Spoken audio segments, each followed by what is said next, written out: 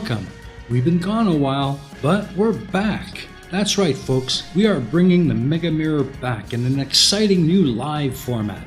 We will be reviewing videos and talking to the creators live, and you, the viewers, can participate by asking the questions you want answers to from our guests. And speaking of guests, today we are incredibly excited to feature a wonderful lady and fantastic new creator, not to mention everyone's favorite Queen Mod on the EiE Network, the lovely Krafty Keelah. She will share her channel story and give us some insights into what makes her tick. So if you've been wanting to know more about the Queen of Mods, then this is the place to be. But watch your manners, or she may just time you out for good. So grab your drinks, have a seat, and prepare for the arrival of Her Majesty when we come back.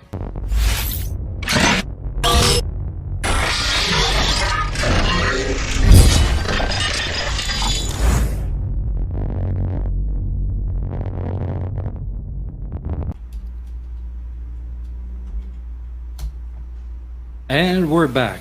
For those of you just joining us, we have the very special honor of speaking with the Queen Mod herself, the lovely Krafty Keelah. We will be looking at some of her videos and getting to know more about her and her channel. So let's get started, shall we? Hello, Krafty. Welcome to the show. I'm so excited you can be here with us. I'm very excited too. I've been looking forward to this since you asked me on, and thank you so much for letting me on and be the first person in the reboot. I love this. I'm so excited. I'm excited as well. I've been looking forward to this for a while. But before we move on, let's just take a moment and say hello to the man behind the machine. Boole, how you doing, brother? I am doing fine. I love this show. I was watching it. I didn't really know much about it until you asked me to do this, and then I was like going back and watching it, and then I watched the one where the guy started into debunking by watching the Non Sequitur show, and I was like, yes, this is going to tie it up nice and neat. So I like it. It's good. It's good to highlight creators. It helps them get exposure, so it's wonderful, and I'm glad we're doing it. Awesome. And also, I'd like to say hello to the wonderful Aimee Hogan, who's going to be handling the questions from the side chat and taking care of the chat in general. Hi, Aimee. How you doing? I am doing great, thank you, and welcome everybody. I'm so excited about this new Mega Mirror setup. This is going to be great.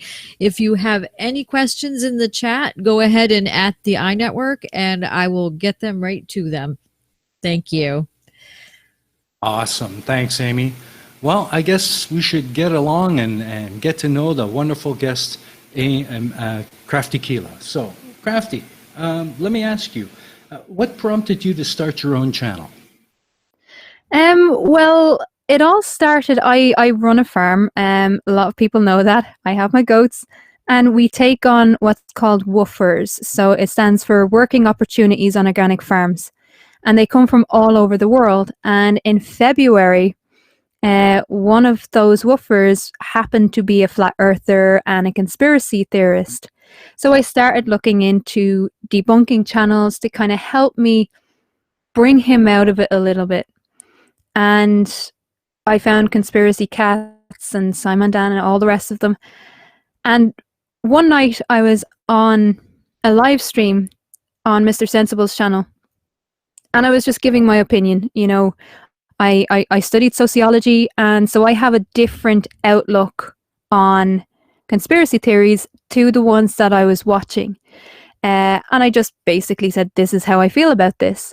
And I gave my experience of the guy that I'd hosted. And mid-live stream, everyone from the chat was screaming at me to make a channel. So I made a channel.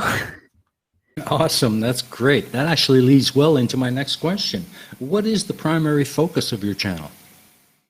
The primary focus, I suppose, when I was dealing with this guy, I don't have a strong science background. I don't have a strong math science background. And the likes of Conspiracy Cats and the likes of Mr. Sensible and the other content creators that I was watching, they armed me with the tools scientifically to deal with these people. But I had obviously a different take on it. So the aim of my channel is to look at the psychology and the sociology around the claims that different conspiracy theorists, at the moment I've been focused on flat earth, or as Jutmonk would say, globe deniers. But I will be branching out into the different conspiracy theories beyond just flat earth. Awesome. I'm really looking forward to that. Yeah, your channel is really taken off. I mean, you hit 1K subs in like no time. Yeah. I mean, before that live stream was out, I think I had about 80 subs before the live stream had even finished. So that was crazy, because I was surprised that even 5 people cared about what I had to say. I'm now up to 12 or 1300, which to me just blows my mind. Absolutely blows my mind.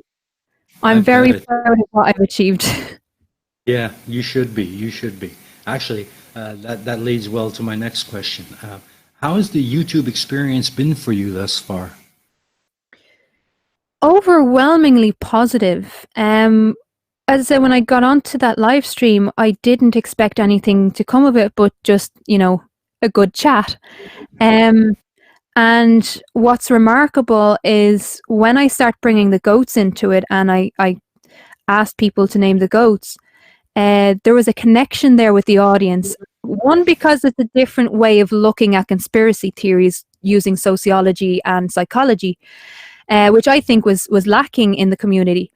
And the other was because when you ask people to name animals, it's one thing looking at cute animals, but when you're actually involved in their life and you get the honor of naming one, you have a connection with those animals and you care about those animals. So I think just at that time, I lit a fire under people, I sparked their imagination. It's a different way of looking at YouTube and different way of looking at debunking, and it just caught their imagination at the right time. That's awesome. That's really, really great. How are the goats faring?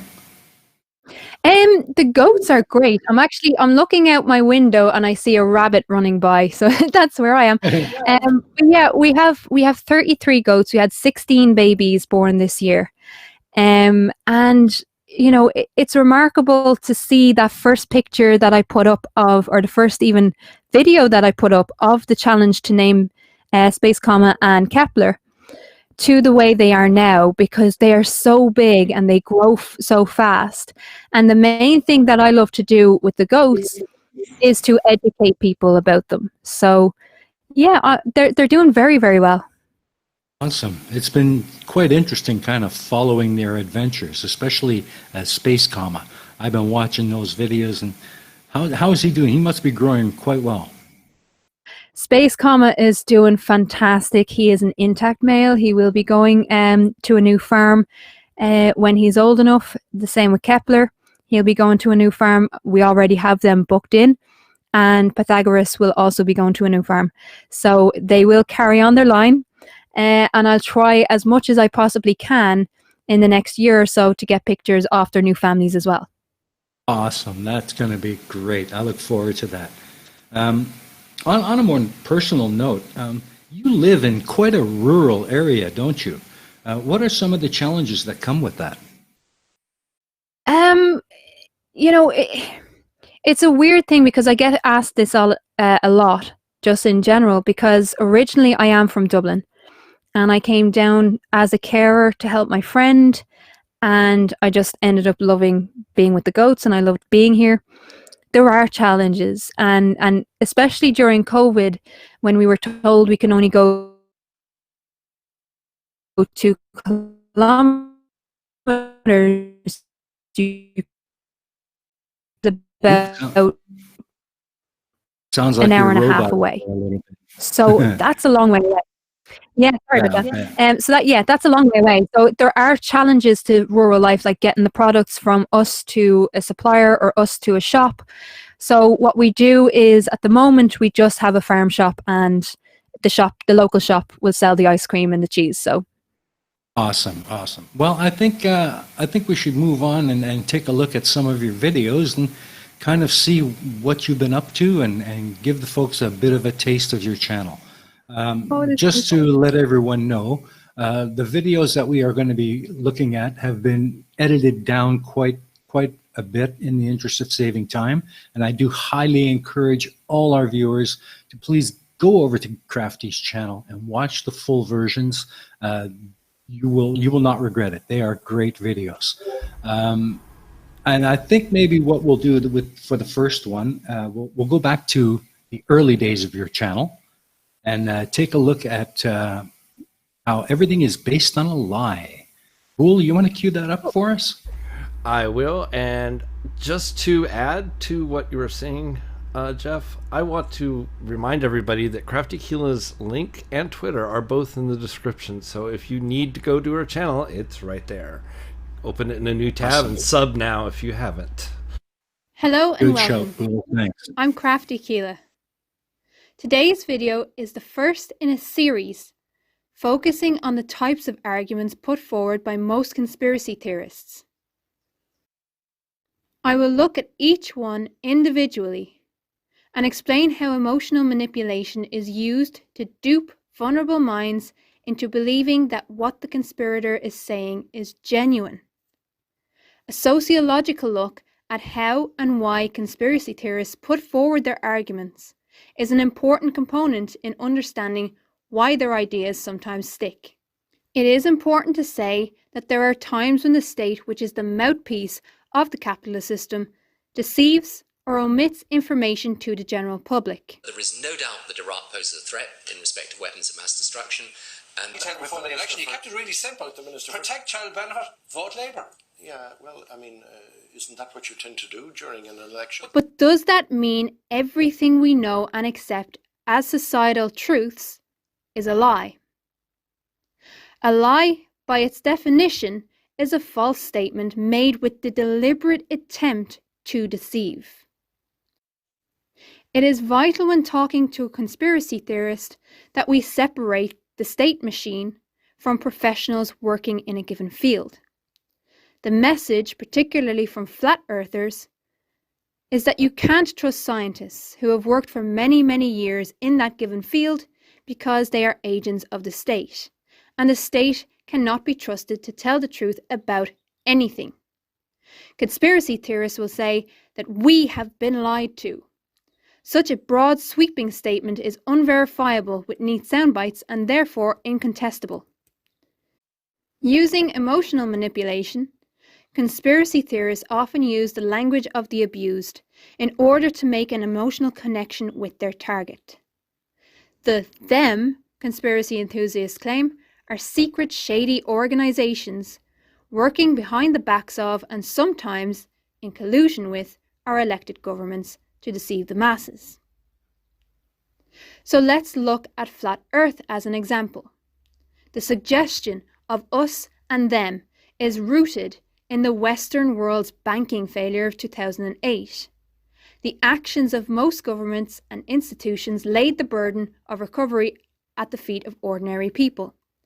It is here that I believe that most, if not all, conspiracy theorists in the Flat Earth movement today broke with their belief in institutions and government bodies, and their belief that these institutions were doing what they claimed. While some people responded like this, others chose to vent like this. In reality, you are actually in a giant planetarium/terrarium. So there are two main areas that must be evaluated if we were to consider the idea that everything is built on a lie. Number one, all politicians lie about all things at all times. Let's contest the idea for a moment that everyone in positions of power is lying to you. this is a St. Patrick's Day like no other, a day that none of us will ever forget. In years to come, let them say of us, when things were at their worst, we were at our best. It is clear that this can now only be described as a terrorist attack, one of which has publicly stated that they were Australian born.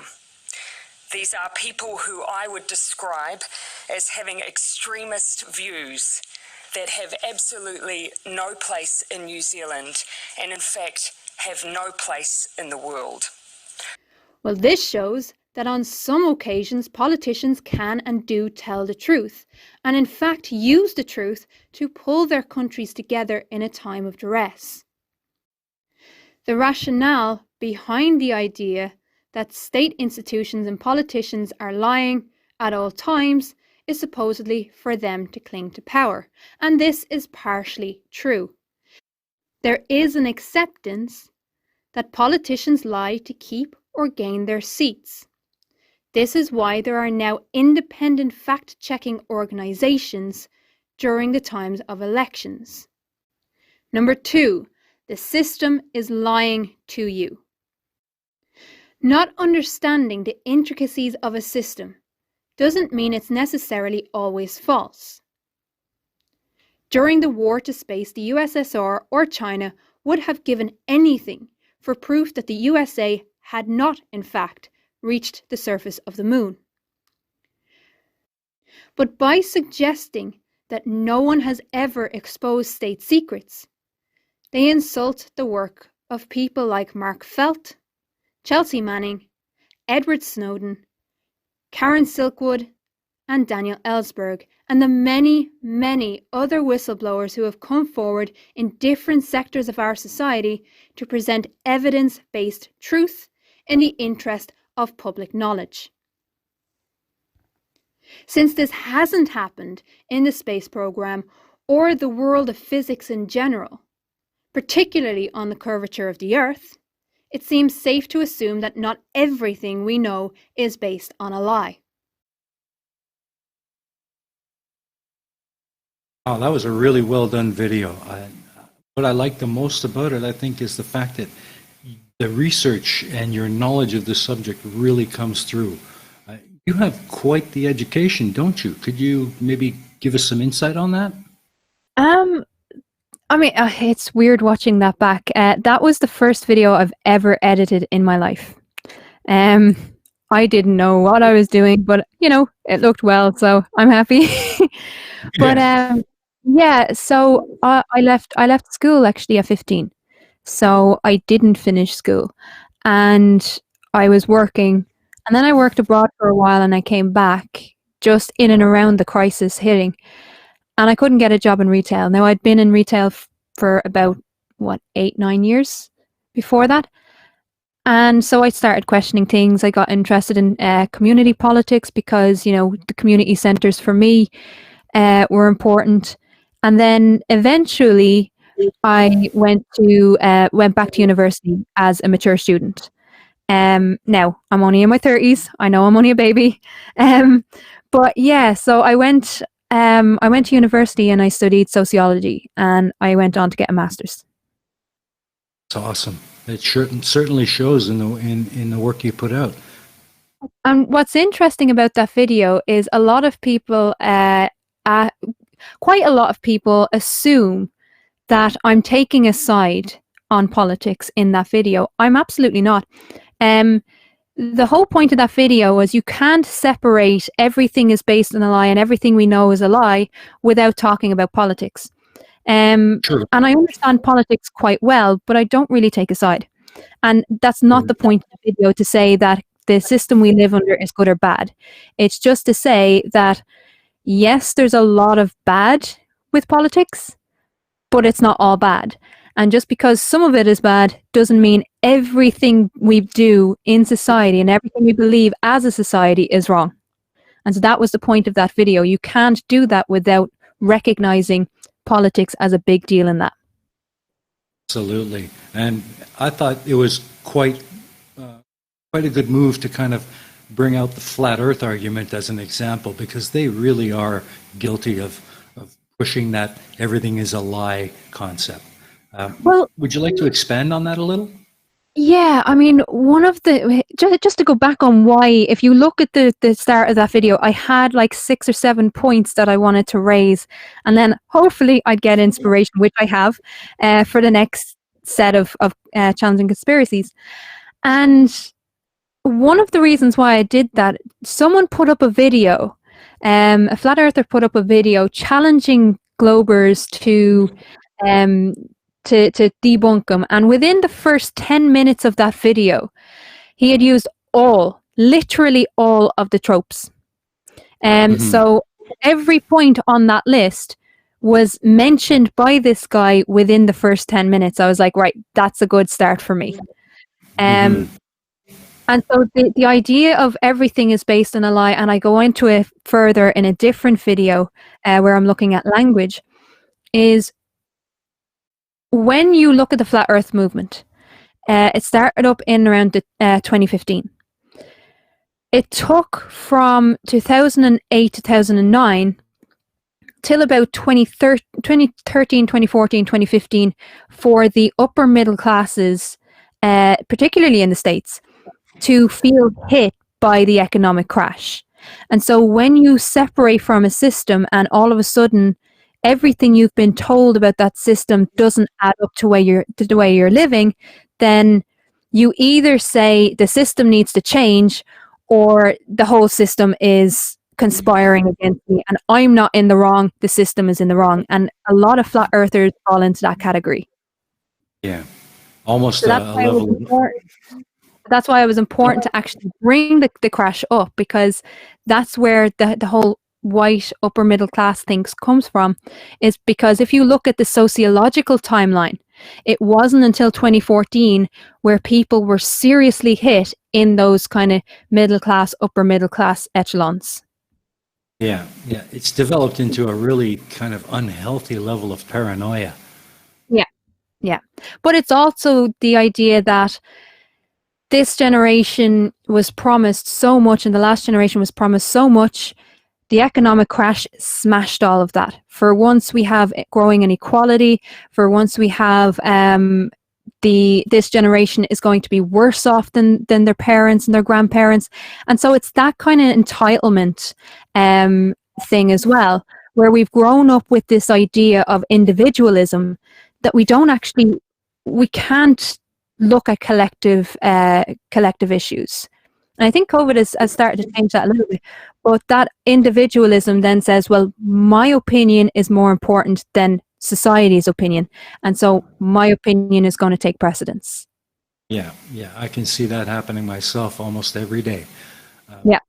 Aimee, let's go to Aimee and see if we have any questions for you from our viewers. Aimee? We have a question from Stella Tundra that asks, please ask Krafty if she is still involved in politics in Ireland. Thank you. I'm loosely involved. I mean, I stay up to date with what's happening, because the society that I'm living in is going to be shaped by this generation.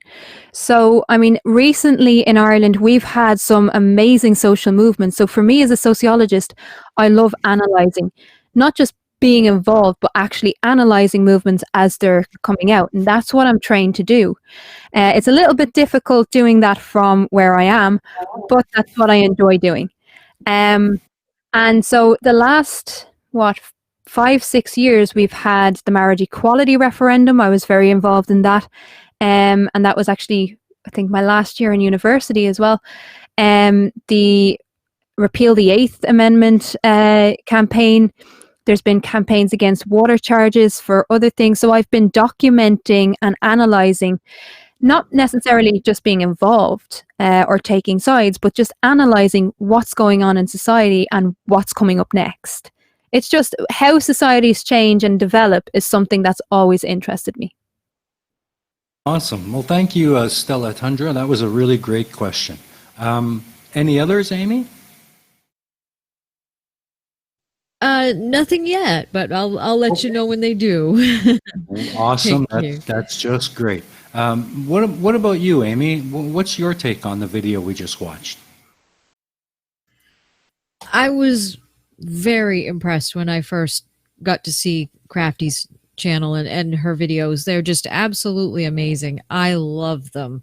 And I just eat them right up when I've always been sort of interested in sociology and psychology in those areas because it is fascinating, and learning about behaviors and everything like that has always fascinated me. So being able to see what she comes up with in her videos about the conspiracies and being able to dig deeper is, to me, is just amazing. I love them. And I think Krafty's great anyway. So thank you. And we just thank you. And we just got a question in too. Oh, great. Tusk asks, does Keelah intend on running for a government office in the future? Not really. It's not something that I really have much of an interest in doing right now. And I know it's in the future, but I genuinely can't say. At the moment, I'm one of these people that I have my feet planted squarely in today. You know what I mean? I can't really afford to think a year or two down the line. It's so I might. But at the moment, I think analyzing what's happening, and we need analysts, and we need fact checkers, and we need people looking at what's happening in the wider society, not just in government office, but in wider society, that are actually documenting and commenting on how things are progressing. So I wouldn't rule it out, but I don't know. I would agree with you. We do need people to analyze and document what's going on. Otherwise, how can you formulate a solution, right? Yeah, exactly. And sometimes it's more powerful to be talking from the outside rather than the inside. Absolutely. I couldn't agree more. Boole, do you have anything you'd like to add? Well, I'm fascinated with this stuff too, like Aimee is, because when I first started my channel, I'm not trying to shift the highlight by any stretch of the way, because I don't really use my channel that much at all. I do what I do for a lot of other people instead. I find more satisfaction doing this. But I got into it because of the flat earth thing. I had a friend who was a flat earther, and it's interesting you bring up the crash and everything, because the timing is almost to a T when we voted Barack Obama in the second term, when he came out and I never really thought about it till I saw these videos, and I was like, oh, well, I guess, it just goes to show you there's always more to the story than you realize. And if you couple sociology with history, because they're intimately related, the picture becomes even more clear. So I love it. Absolutely. And that's part of the reason why I love what I do, because a lot of people, like you say, they know the dots are there, but they just need help joining them. And that's where the sociology can come to play and help out the hard sciences and help out the mathematics. That we have the history, we have the society aspect and the social aspect, where other people have the science aspect. Exactly. I couldn't agree more. And I think maybe at this point we should move on to the next video. And this one here is one that's really close to me, because I am a grade school teacher by day.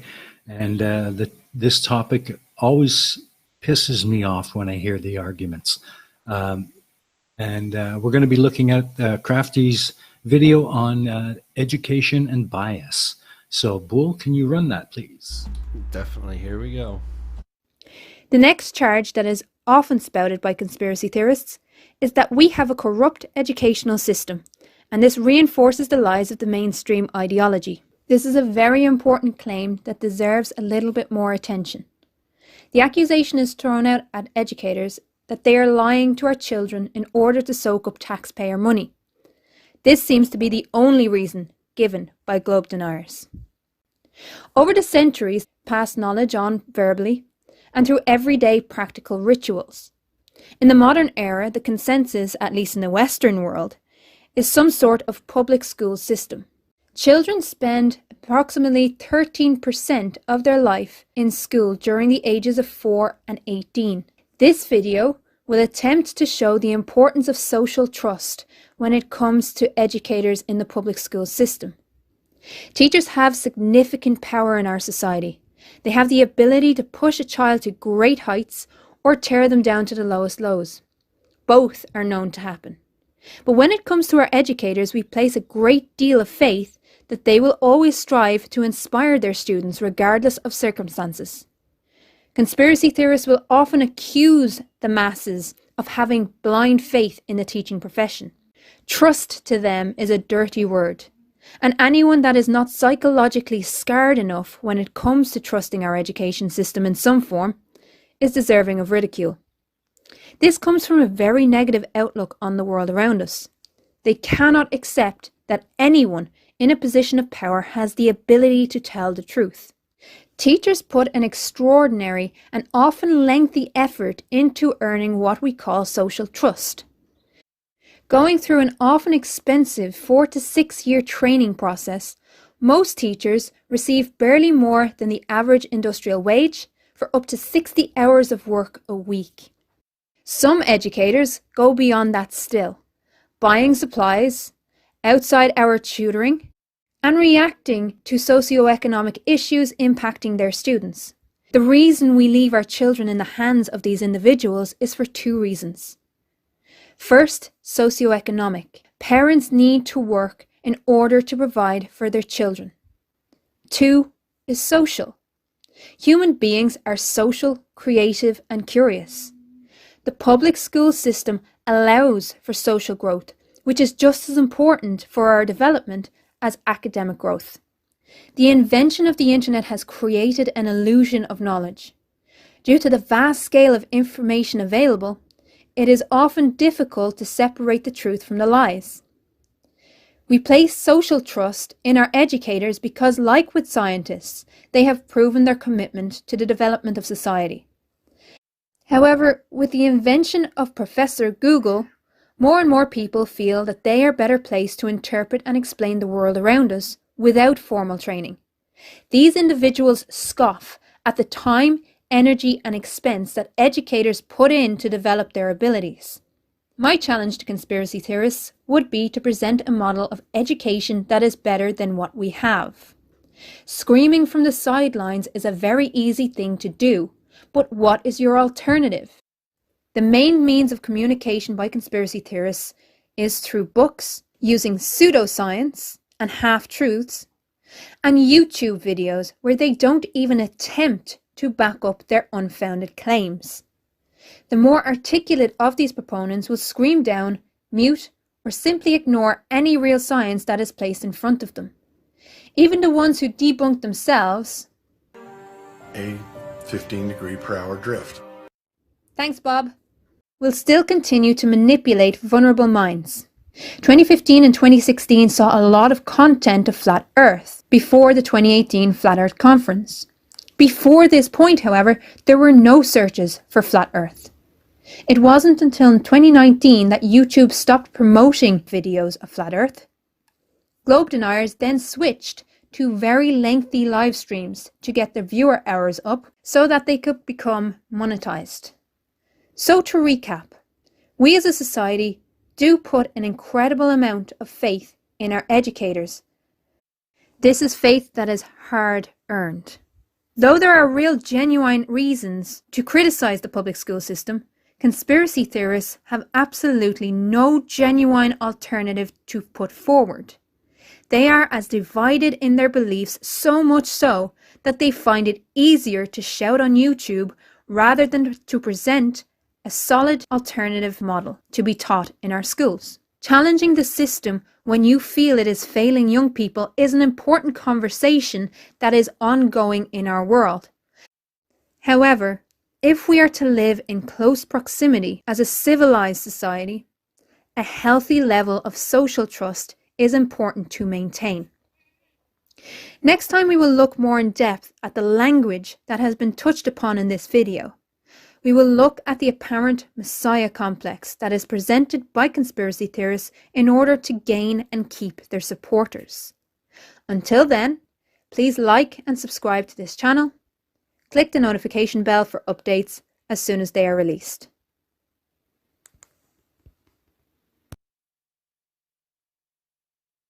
Wow, that was a great video. You know, when you put this video out and I saw it on your channel, I was so grateful that you touched on this subject because as a teacher, I'm often so offended by people who accuse me of indoctrinating their children. Yeah. Really, really sticks in my craw, you know.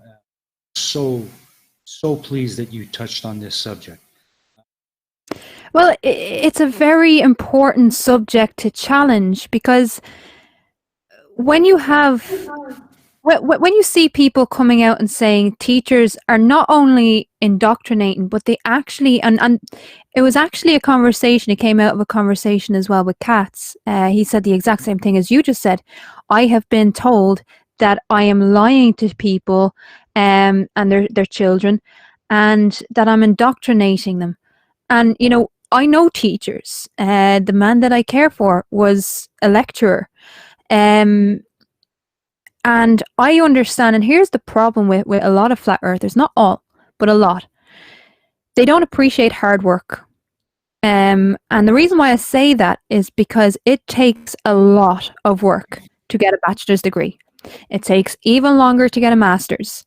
And it takes all 6 of those years of work to actually get a PhD. So when you go into educating children, the idea that you're going in literally in order to deceive them, it's so insulting and so ridiculous that it has to be challenged because that's dangerous. That is dangerous. It is. It really, really is. I mean, they just have no concept of the amount of work and dedication that I put into my job every day. And 60 hours a week, I'd be happy if I only worked that much. I often will put in up to 80 or 90, and so much of that work comes home with me. Exactly. I wouldn't do that if I wasn't dedicated to the welfare of my students.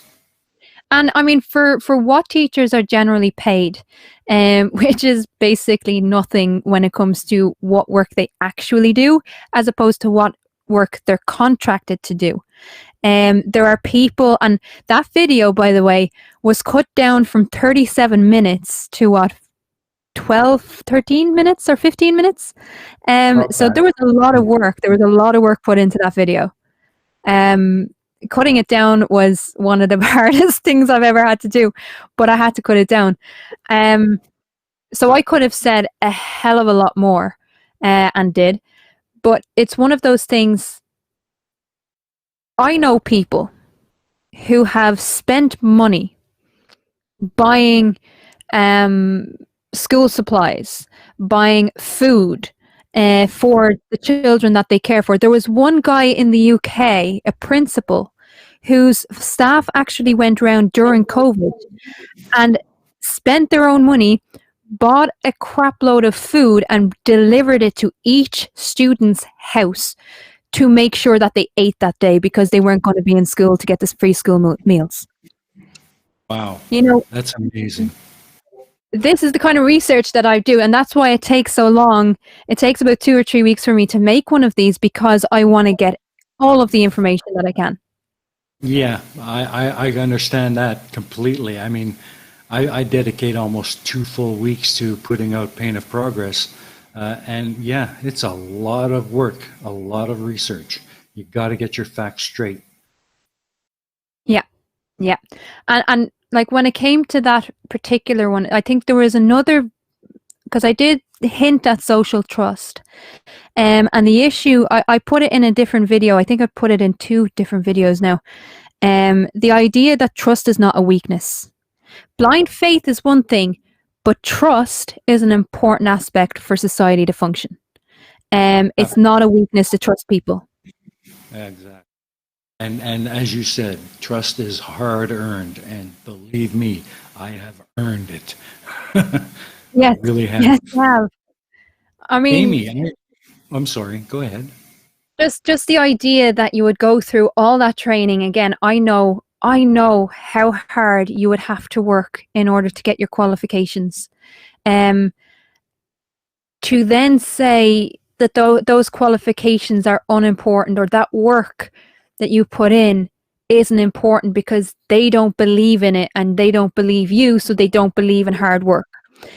That aspect of it has to be mentioned as well. Absolutely. I couldn't agree more. There's a lot of people who there's a lot of people who think that working hard is only for the blue collar workers. Hell no. Yeah, no, it's everybody who wants to make something of their life. Yep. It's about putting your stamp on the world and leaving something behind for posterity, you know? Yep. Aimee, I noticed in the chat we've got some really good questions for Krafty. Well, can you... Yeah, we actually do. We have a couple.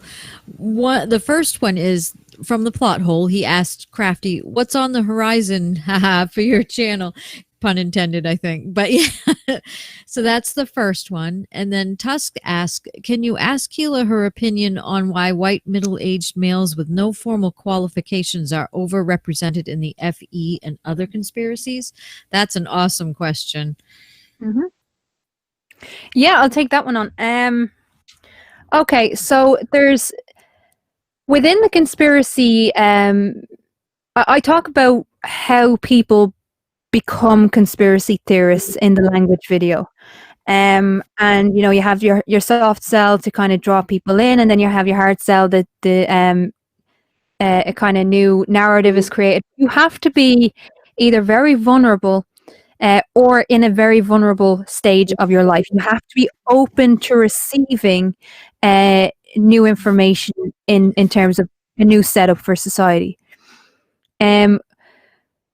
Over the last 10 years or 15 years, the majority of people who have been impacted harshly by the economic crash have been white middle-class males. And at the time that they were working, they didn't actually need formal qualifications because the qualifications have only become absolutely necessary in the last 20 years. So they've been working at this for the last 30 years or so. And when they went into it, they didn't need the qualifications. Now they do. And they're coming up against a new generation who have the qualifications and who are beating them out for the new jobs that are being created. And so there's this kind of... It's a frustration, and it's a misguided frustration that makes people look for a new solution to the problem that they're finding, that they can't do this and they can't do that because there's a new generation or because there's women in the workforce when they weren't when they started working. And this all culminates. And again, some of them end up just being frustrated and taking their frustrations out in normal ways, and others become conspiracy theorists. So that's one of the reasons why the white middle-aged man is overrepresented. Well, that's my theory anyway, one theory. And the other reason is because a lot of them, with the crash, a lot of them don't have full-time work. Some of them have part-time work. So they actually have more time to be, I suppose, philosophical. And when you're philosophical, you can think up a lot of crap because you have time to look into it, you know? And once you're in that mindset, we are designed as human beings, we are naturally designed to see patterns. Mm-hmm. And so one pattern leads on to another pattern, leads on to another pattern. So that's another reason. Yeah. Myself, being involved with Aimee's new show, Autism, I know for a fact Aimee is very involved in Maddie's education. I'm sure she's got some input on this. Oh, absolutely. I'm definitely into his education. The first thing I usually tell the teachers and the administrators when I go in there, I said, you're probably more than likely going to get sick of me because I'm going to be here a lot. Because I just have this, you know, and I really appreciate everything they do. So I want to help them as much as possible, teach my son and help him in every aspect that I possibly can, because they do have a hard job. And I realize that, and I appreciate all of that. And So yeah, it's definitely something that, I appreciate everything that they do, and I want to make sure that he has a good education so that he doesn't fall into any funny holes and everything. So Yeah. But being a teacher, I can certainly attest that you've really hit the nail on the head with this one, Krafty. I mean, this is something that needs to be said and repeated. This whole idea of teachers indoctrinating students with lies, it's got to stop. It's too damaging, not only for the kids, but for the teachers as well. Well, I mean, when you look at it, okay, when you look at the history of teaching, there have always been people in each society to pass on the lessons from one society to the next. And over a period of time, it became more necessary, particularly in and around the Industrial Revolution.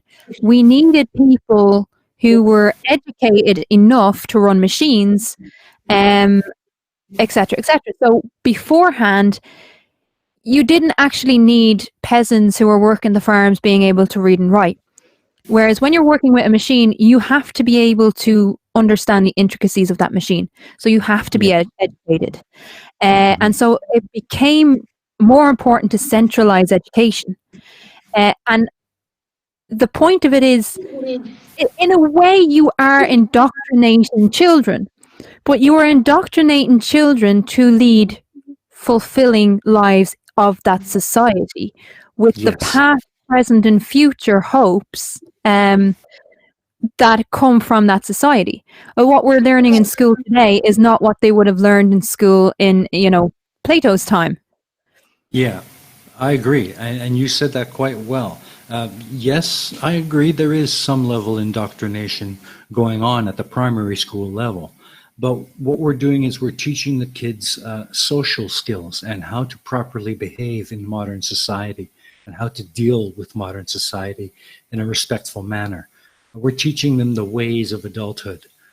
Well, you see, indoctrination, the idea of indoctrination is always seen as negative. What I mean by indoctrination is you are bringing children and young adults into a society where they are going to have certain expectations of them, and they need to be able to handle and perform to those expectations. You don't expect an adult to scream and shout and do whatever and whatever. You would expect a child to do it, but you wouldn't expect an adult. So while they're going through school, they are learning discipline. They are learning how to use words instead of just screaming and being upset. And that's what I mean. They're being indoctrinated into the ways and the expectations of that society. Doesn't need to be negative. Exactly right. I couldn't have said it better myself. Boole, do you have anything you'd like to weigh in on with this? Well, I just want to, I kind of want to draw a little analogy here, or maybe that's the wrong word for what I'm trying to say, but an illustration. As this centralization of education has happened, it seems that the amount of reverence and the amount of respect granted to teachers has diminished. And that's part of the problem, because when, if you were sent to Plato or Socrates as a youth in the Roman times, that was an honor. You respected those teachers, right? Yeah. They were there to challenge you, and you were expected to have logical, meaningful conversations with them. Nowadays, when you send a kid to school, oftentimes the teacher is almost immediately seen as an enemy, and conversely, they're not, being that they're not respected, that respect carries all the way through the society. They're not paid enough, and sometimes they're giving more of themselves than they even can afford on their own. Like the example you gave of them feeding, that's not a new idea. When I was in high school, the computer teacher was buying floppy disks out of his own pocket for all the students, because some of the students couldn't afford floppy disks. Some of the students and their parents didn't have the expertise to even buy the correct ones. So the teacher bought them for the coursework because the school would not. That's just an example, and it's one of many I can think of. So I think when it comes to education, the trust, the respect needs to go along with that trust you mentioned. Yeah, I mean that is such an important point. And I attribute this to the rise of widely available internet. I mean, having the internet is a phenomenal feat. It's an important thing to be able to see what's happening all over the world. And personally, it has changed Irish society in 30 years, fundamentally, so entirely fundamentally, being able to look at how different societies run themselves. But it's also brought this idea that anyone can be a doctor, anyone can be a teacher, anyone can have knowledge. The point that I try to make is that in order to pass on knowledge, in order to teach someone, you need or even analyze, you need the correct framework in order to do that. You need a linguistical framework and you need a practical framework. And when you don't have that framework, you don't know what you're analyzing, or you don't know how to analyze it correctly. And so this is where, the pseudoscience comes in, where a lot of people will say, well, I know better. I know better than the doctors because I've read it. Do your own research. Do your own research is an important aspect. But if you don't know how to analyze that research, then you're starting from the wrong starting point. So of course you're going to conclude with the wrong finishing point. Yeah. And that's the important aspect of this, whether it's medical or whether it's education. If you don't have the proper framework in place to analyze what you're researching, then you're going to come to the wrong conclusion. Absolutely. And that's why flat earth research is so abysmal, because their research consists of Professor YouTube and Google University. And unfortunately, that just doesn't take you far enough. And what it does, there's a contempt towards intellectualism. There is a contempt there, that these people coming in and telling me what I need to know, that's contempt. And you're seeing, again, that's part of creating the official system as the enemy, as a real substantial enemy. That as soon as you engage in that at all, you're engaging with the enemy. So you're not actually listening to what they have to say. You're only waiting for them to stop so that you can speak. I agree. Well, this topic is really close to my heart, and I could talk about this all night, but I think maybe we should move on. And before I do that, I just want to say that the entire series of Challenging Conspiracies is so well written and so well delivered. All of you out there, you need to get to Krafty's channel and watch the whole thing. It's just chock full of the most amazing information, and I just love every one of them. It is interesting. It is interesting to hear from the first one to that one. The first time I ever wrote a script was for the first Challenging Conspiracies, and I'm not used to reading from scripts. That's why, and I've also been told that I talk very fast, which I do. So I was like, okay, I have to slow the talking down, but I slowed it down too much. But it was just funny because I was trying to read from this script with my phone in my hand, because that's all I had to record at that stage. And trying to read off a sheet of paper, I was like, oh crap. That's why I've gotten better. Yeah.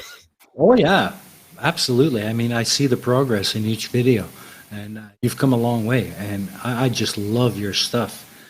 And when it comes to that, in the main topic of Challenging Conspiracies, is there anything that you would like to, or any one thing that you would like to pass on to our viewers in that kind of topic?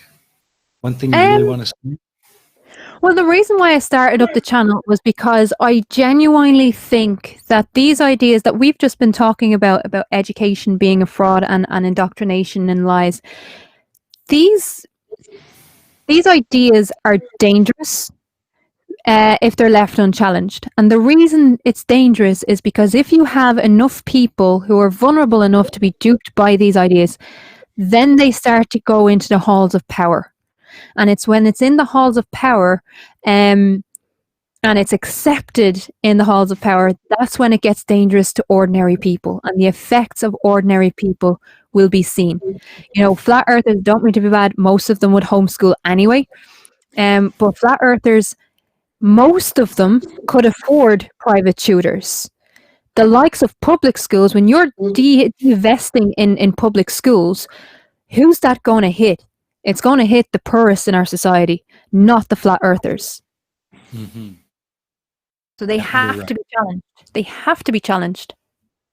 Absolutely. I agree completely. And on that note, let's move on to our last video. And this is kind of stepping away from the conspiracies more and looking at Krafty Keelah, the debunker.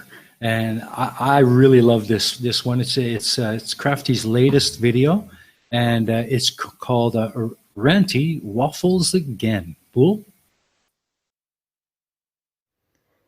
Hi everyone, today's video is going to be very, very short. It is in response to Ranty. Ranty just dropped a video saying that the poor flat earthers have been hidden away and censored on YouTube. Okay, so I'm just going to do a censorship test today. So today is the 25th of June and the time is 1:20 in the afternoon. Okay, so let's do this censorship test. Here we go. I take issue with this. I don't like censorship in any form. However, let's just have a very quick look at whether or not he was being completely honest. Okay, so what I've done here is I've signed out on YouTube. So I cannot be influenced by YouTube algorithms. I am signed out. There is no filters, there is no nothing. So let's have a quick look. His first one was Arwen. Let's start with the anti-mainstream channels. Let's start with Arwen. Let's have a look for Arwen. Okay, so we type in Arwen and all we get is anti-flat earth, anti-flat earth, anti-flat earth, anti-flat earth. Well, as you can see there, Arwen is visible. His channel is visible. All of his videos are visible. Oh, is Ranty lying again? Well, let's have a look for Ranty's channel. Okay, so we have Vice, Avoiding the Puddle, BM Fernball, Rich Ferguson, Fight the Flat Earth, Bob the Science Guy, Where's Wally, and Arctic Reflections. Again, you're not being brought to my channel. Oh, wait, there's Ranty. There is Ranty. And here is the video that I am debunking right now. And as you can see, there's more videos of his there. Right, so who was the next one? The next one was Beyond the Imaginary Curve. So let's have a look.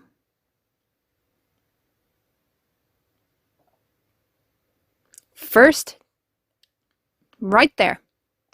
It was suggested, the first suggestion, the video that was put up a day ago. It's there. Okay, who was next? Geronism. Let's have a look for Geronism.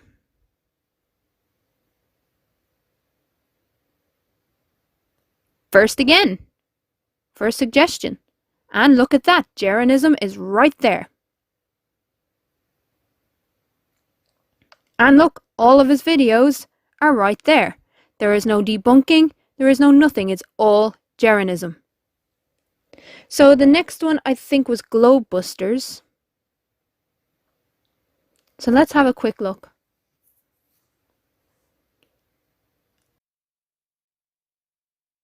And again, it's the first suggestion. And there it is. There is the channel. Ranty. I don't know what kind of filters you put on your channel, but look at that. Globebusters and all their videos are right there. Let's have a look for Mark Sargent. Oh, and look at that. Mark Sargent is there too. Ranty, we have a bit of a problem here because you're deceiving people. Okay, so next he decided to have a look at And for the interest of fairness, let's have a look at some of the debunkers that he mentioned. Professor Dave Explains. I think that was the first one he mentioned.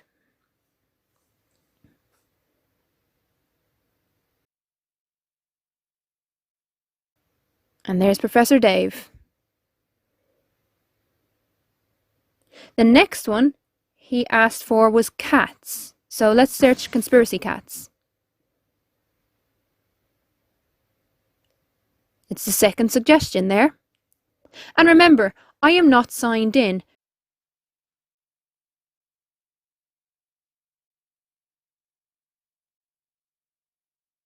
I'm going to check for baldy cats real quick.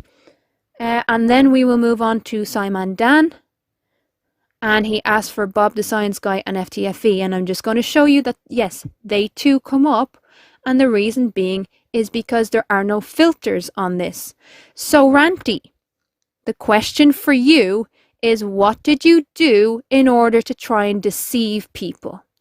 I think you had filters on. Prove to me that you didn't.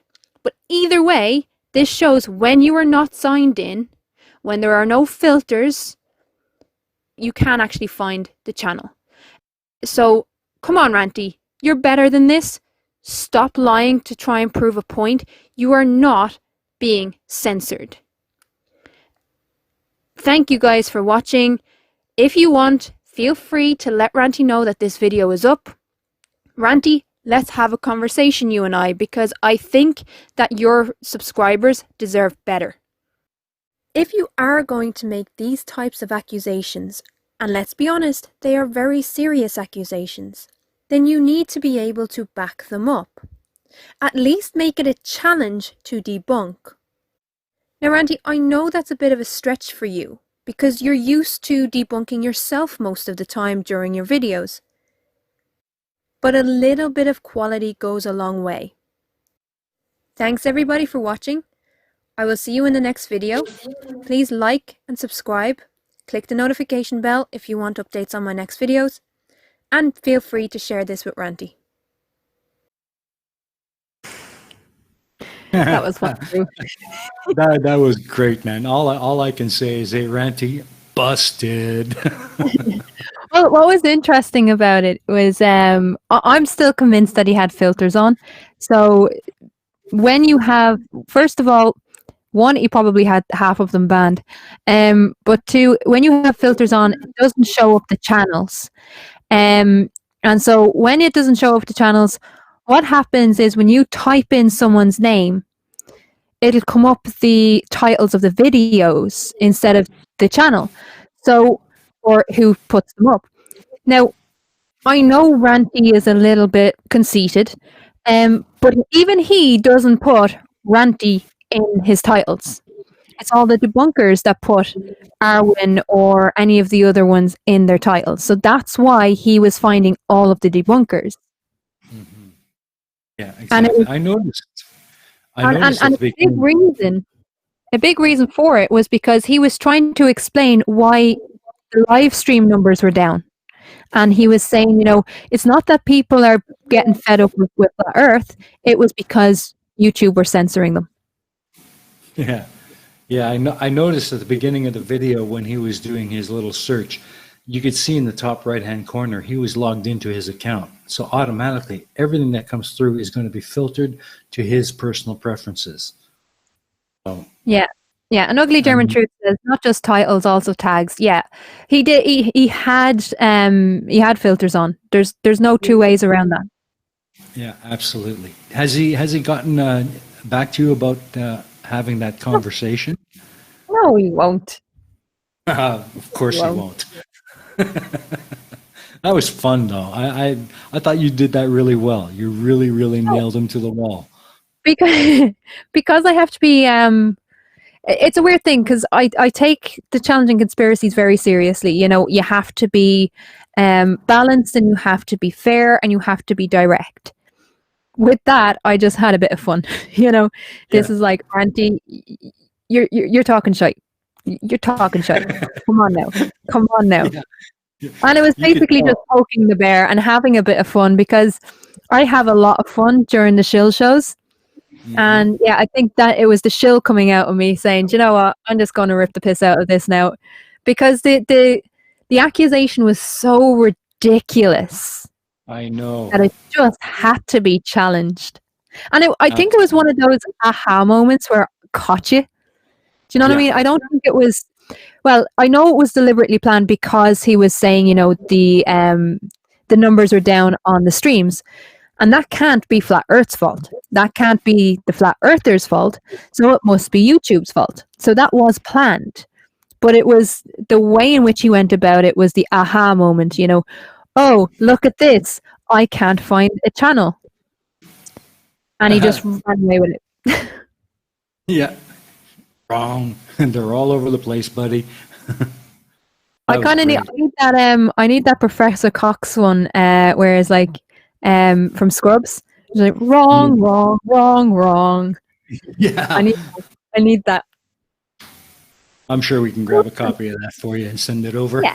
It was fun to do. It was fun to do. Again, because I take such a serious line with the challenging conspiracies when I'm debunking, and there are more debunking videos coming. When I'm debunking, it's a little bit more fun. Awesome. Aimee, any comments from the side chat? Actually, yeah, we've got some questions too. I don't know if we got to that question or not, but the plot hole did ask about what's on the horizon for your channel. The plans for the channel, just really quickly, and yeah, the plans for the channel is more challenging conspiracy, and challenging conspiracies is kind of evolving a little bit, where it's not just me, because I've had a lot of people ask me to do stuff with them. So instead, what I've done is I've asked them to go away, pick a topic, do 2 or 3 minutes on that topic, and come back to me, and I'll build the challenging conspiracies. I'll do my part, and then just throw in a little bit of science. So for the next little while, I have the models with Phil Bell coming up that I'm working on at the moment. I have one that I'm working on with Wolfie, but that's a different project to Challenging Conspiracies. And then I have pseudosciences with PhD Tony Purcell. And a few others, like I've been in contact with DeadKennedyInSpace to do Space is a Lie, and a few others, so it's kind of evolving into guests coming on every so often, so it is fun to do. And then, as I said, I am going to explore more of the debunking side, and I'm going to, the Challenging Conspiracies is going to divert away from just Flat Earth, because there's a lot of conspiracy theories out there that are just as damaging, like the anti-vaxxer stuff, that are so damaging, right, and especially right now, that giving them a little bit of attention after the fact of COVID and after the pandemic, people will need some clarity as to what has been going on and why these ideas have been coming to the fore, even from flat earthers. So that's the direction that the channel will be taking.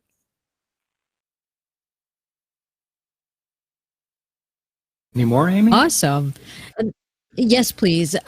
Bath Beal asks an interesting question, and he says, isn't some mistrust healthy? For example, the history lessons while I was in school were close to revisionist concerning our role in Congo and repression after World War II. Absolutely. And I do talk about this quite a lot. Having the ability to challenge the narrative is important, and it keeps people on their toes, and that's been done, and that's why I brought in the first video, that's why I mentioned the whistleblowers, because whistleblowers become important to this. But for instance, like there's parts of Irish history that's not being taught in schools. And there is a revisionist movement going on in relation to the 1916 Rising, which was the start of our revolution, to make it more kind of whitewashed and stereotyped.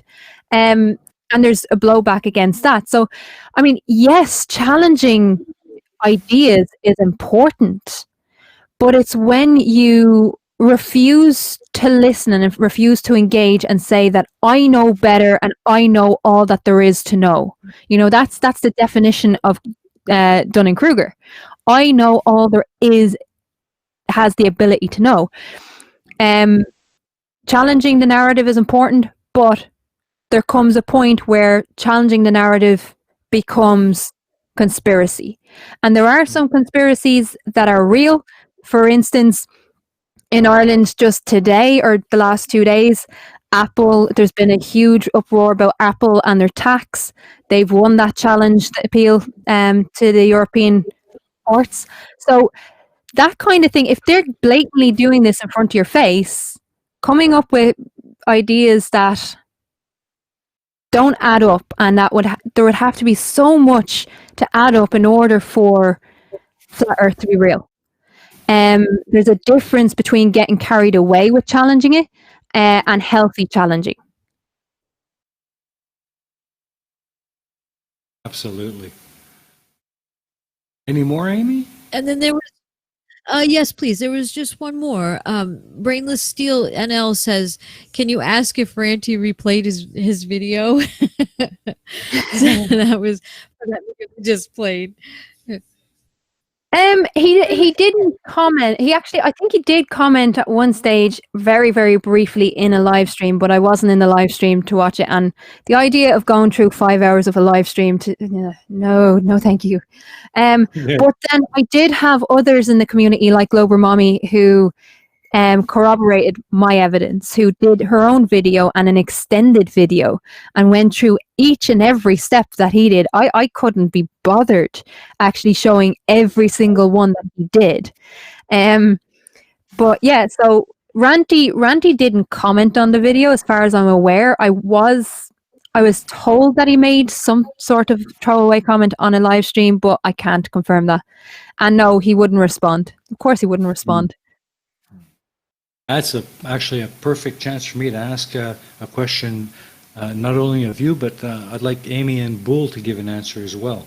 Of all the stupid that we bash on the Silly Shill Show, which is a whole lot of fun, what is the one claim or conspiracy that gets to you the most?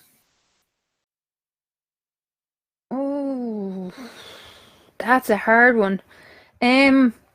I think it's the anti-vaxxer stuff and anti-medicine stuff in general.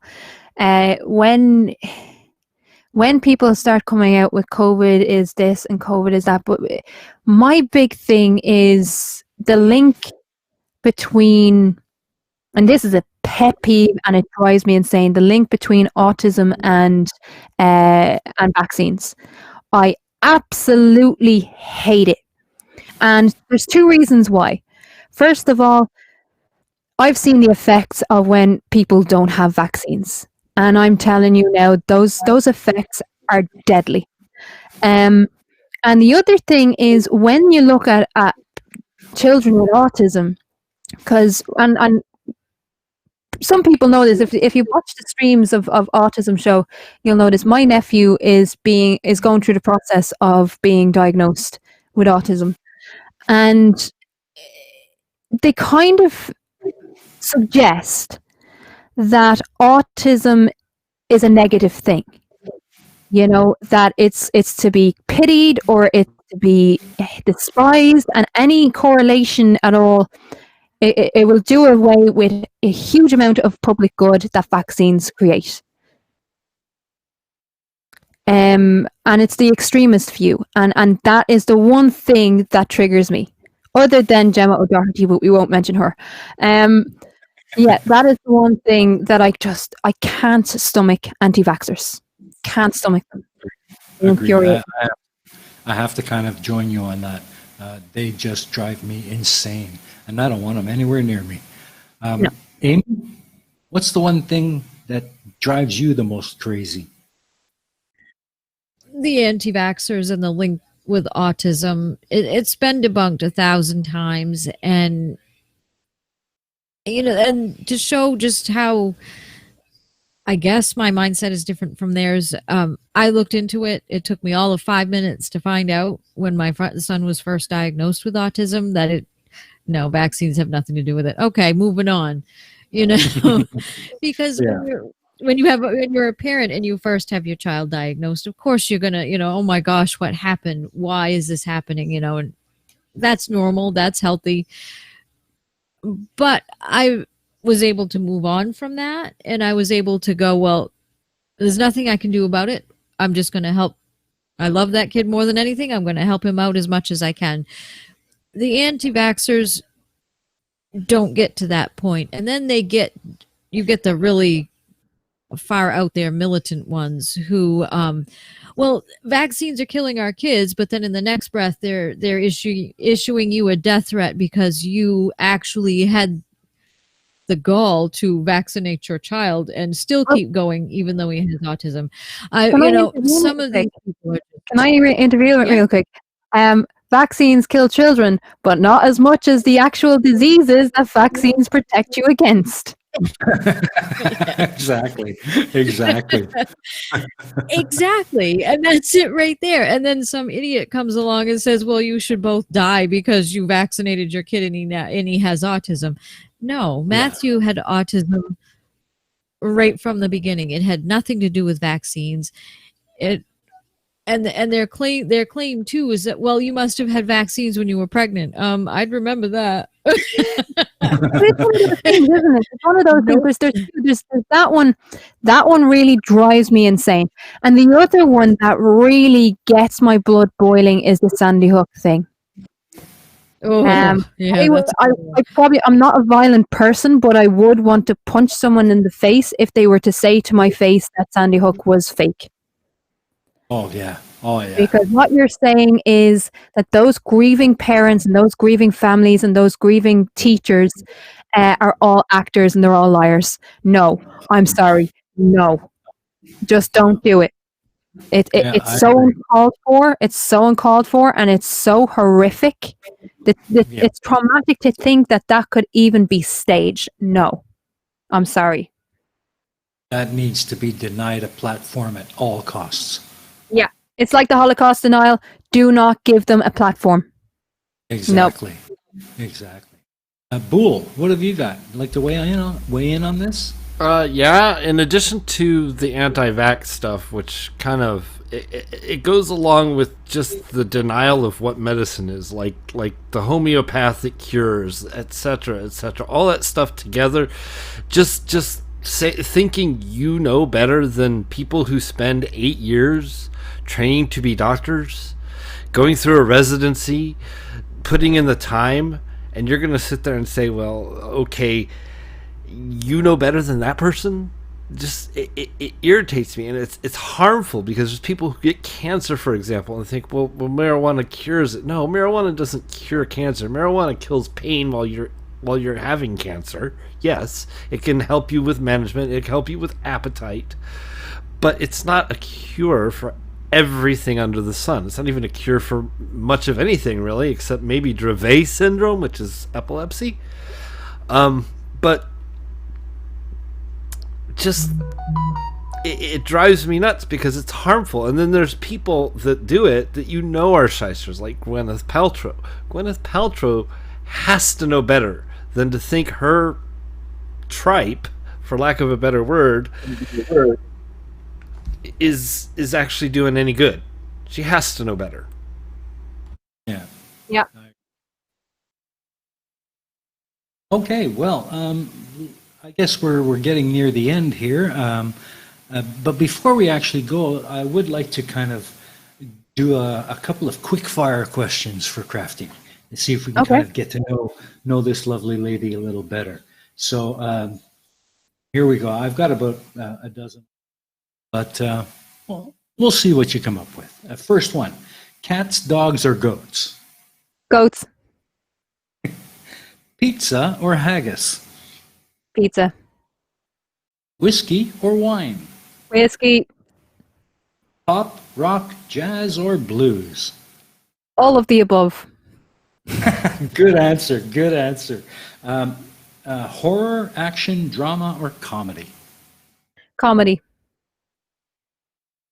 Favorite book? Impossible to say. Ooh. You like actually, The Shock Doctrine by Naomi Klein. Cool. Cool. Favorite movie? Dogma. Cool. That was a great one.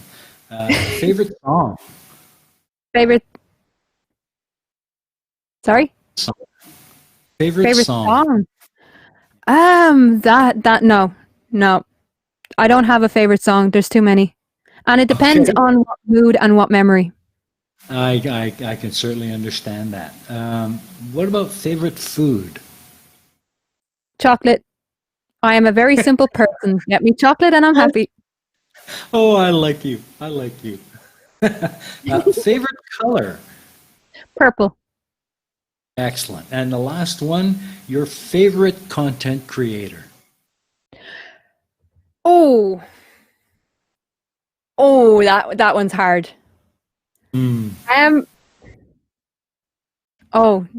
I can't choose because again it depends on what mood I'm in, and I can't, and I think I'd upset a lot of people if I just chose one. Every single one of them that have put the time and the energy and the hard work into improving people's knowledge and lives, all of them. Awesome. That's a great answer. I don't think I could have answered that any better myself. It's really been great having you here, Krafty. Thanks so much for coming. So much fun. Yeah, I love this. This new live format, I think, is going to be the way to go for the future. And I hope we can have you on again.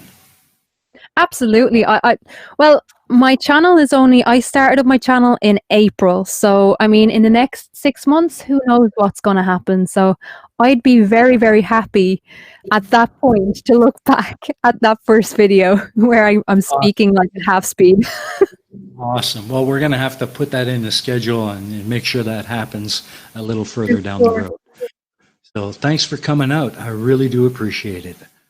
Thank you for having me. And thank you so much for actually rebooting this show because it's incredible. Thank you. I'm glad you enjoyed your time here. And with that, folks, I'd like to thank Aimee for helping us out with the side chat. Is there any final questions or comments you'd like to bring out? No, but I do have something to say. Thank you for having me on to help out today. I'm honored to be here, especially for the first live one again. And we love Krafty Keelah. And yay, it was such a great show today. I was really interested and fascinated in it. So thank you. And don't forget, please, on SciStrikeling's channel in about a half an hour, there's an interview with Sly Sparkane on there. Awesome. Yeah, everybody, you need to get over there. Absolutely. I'm going to head over there myself and check it out. Boole, thank you so much for all of your hard work in the background, pushing the buttons and keeping us live. You did a great job. Thanks for coming out and helping. Well, I appreciate it. And like Aimee said, look, this is an awesome show. And we need to keep doing it. We need to find more and more creators and get the word out that there's some good coming out of this internet culture that has seen so much nonsense come from it. So yeah, well, thank you. I appreciate that. And one more thanks. I would like to say a special thank you to DeadKennedyInSpace for his great work in helping us to edit down the videos that we presented this evening. Really well done. Thank you, Dead Kennedy. You did a great job. And yeah, couldn't have done better myself. So with that, that's about all the time we have for today, folks. Thanks for coming out. Remember, if you haven't yet, please head on over to Krafty Keelah's channel. Hit that subscribe button. Don't forget to ding that bell and select all so you get notifications every time this wonderful lady puts out something. And you can do the same over at Steaming Cup of Reason, my channel. If you'd like to see more of my content, please head on over there. Subscribe, ding the bell, and your support is really, really appreciated. It goes a lot farther than you might think. So with that, thanks for coming out, everybody. This has been a great show, and I look forward to seeing you all on the next Mega Mirror Live.